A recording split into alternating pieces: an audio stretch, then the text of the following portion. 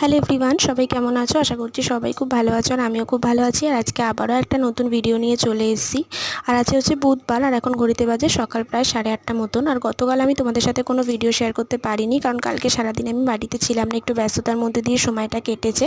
তো কালকে একটু গেছিলাম এক জায়গায়, আমার শরীরটা একটু খারাপ ছিল, তো সেই কারণে প্রথমে গেছিলাম ডক্টর দেখাতে, তারপরে সন্ধ্যেবেলাও একটু দিদির বাড়ি গেছিলাম, তো সেই কারণে আর কোনো ভিডিও তোলা হয়নি।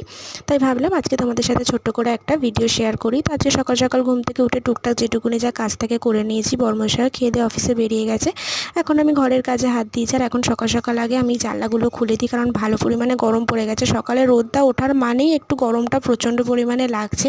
আর আজকে না গরমটা আরও বেশিই মনে হয় ছিল দুদিনের থেকে। তো কালকে কিছু জামা কাপড় কাচা হয়েছিল, কিন্তু সেগুলো আর মেলা হয়নি, কারণ কি কালকে সারাদিন এত বেশি টায়ার্ড ছিলাম, এসে আর কিচ্ছু করতে ইচ্ছা করছিল না। তো জামা কাপড়গুলো তুলে এমনি রেখে দিয়েছিলাম। আজকে সেই সব জামা কাপড়গুলো আগে গুছিয়ে নিলাম, কারণ অগোছালো হয়ে থাকলে দেখতে একদমই ভালো লাগে না। আর আজকেও কিছু জামা কাপড় আছে, সেগুলোও কেচে নেব, কেন এখন টুকটাক কদিন ধরেই বেরোনো হচ্ছে। তো জামা কাপড় আমি একদম জমিয়ে রাখা পছন্দ করি না। ফটাফট মানে প্রত্যেকদিন জামা কাপড়গুলো প্রত্যেকদিন কেচে নেওয়াটাই মনে হয় ভালো। জমিয়ে রাখলেই অনেক হয়ে যায়, তখন অনেক একসাথে কাচতেও আবার অসুবিধা। আর আমাদের যেহেতু সবসময়ের জন্য ছাদে যাওয়া হয় না, ওই বারান্দার মধ্যেই দিতে হয়, তো সেই কারণে না একসাথে অনেক জামা কাপড় কাচাও যায় না। তো এখন কাচের টেবিলগুলো মুছে নিচ্ছে। আর যেহেতু কালকে ছিলাম না, তো এইগুলো না অতটা ভালো করে পরিষ্কার করার সময় আমি পাইনি, তাই আজকে সব কিছু ভালো করে একটু পরিষ্কার করলাম। আর আজকেও না সমস্ত কাজবাজগুলো চেষ্টা করছি একটু তাড়াতাড়ি করার, কারণ আজকেও একটু বেরোতে হবে মার সাথে। তো সেই কারণে যতটা সম্ভব তাড়াতাড়ি করে নেবার ঘরগুলো না আমি এখন প্রত্যেক দিনই প্রায় ফিনাইল দিয়ে মুছে, যেহেতু গরম পড়ে গেছে, তো গরমকালে একটু ফিনাইল দিয়ে মোছাটা ভালো।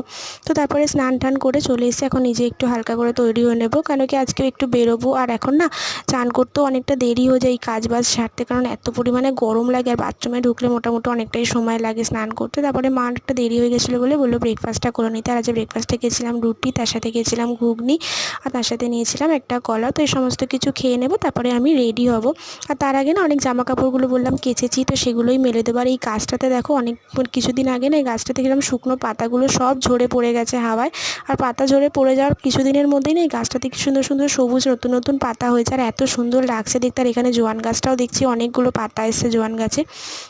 তো এখন জামাকাপড়গুলো মেলে দেওয়ার, এই জামাকাপড়গুলো শুকাতে খুব বেশিক্ষণ সময় লাগবে না, কারণ এখন এত পরিমাণে রোদের তাপ হয়, একটুতেই জামাকাপড় শুকিয়ে যায়। আজকে না আমি হেয়ার ওয়াশও করেছিলাম, তো সেই কারণে চুলে একটুখানি সিরাম দিয়ে নেব। তাই বেরোনোর আগে চুলে ভালো করে সিরামটা দিয়ে নিচ্ছি, কারণ রাস্তায় বেরোলে না প্রচণ্ড ধুলো তো থাকেই। তো সেই কারণে একটু চুলটাও যেন কীরকম হয়ে যায়। এই গরমকালে তো একদিন দুদিন ছাড়া ছাড়াই মাথায় মানে শ্যাম্পু দিতে হয়। তো আমি এদিকে রেডি হয়ে গেছি, মা ওদিকে রেডি হয়ে গেছে, তো আমরা বেরোবো, অনেকগুলোই কাজ নিয়ে বেরিয়েছি। তো সমস্ত কাজবাজ মিটিয়ে এসে এখন চলে এসেছি গাছগুলোতে একটু জল দেবো, কারণ কালকে না সারাদিন গাছগুলোতে জল দেওয়া হয়নি। তো তারপরে একটুখানি ফ্রুটিও খেয়ে নিয়েছিলাম গরমের জন্য, এত পরিমাণে গরম লাগছিলো। তারপরে দুপুরে লাঞ্চ করে নিয়েছিলাম। তো যাই হোক, আজকের ভিডিওটা এই পর্যন্তই। কেমন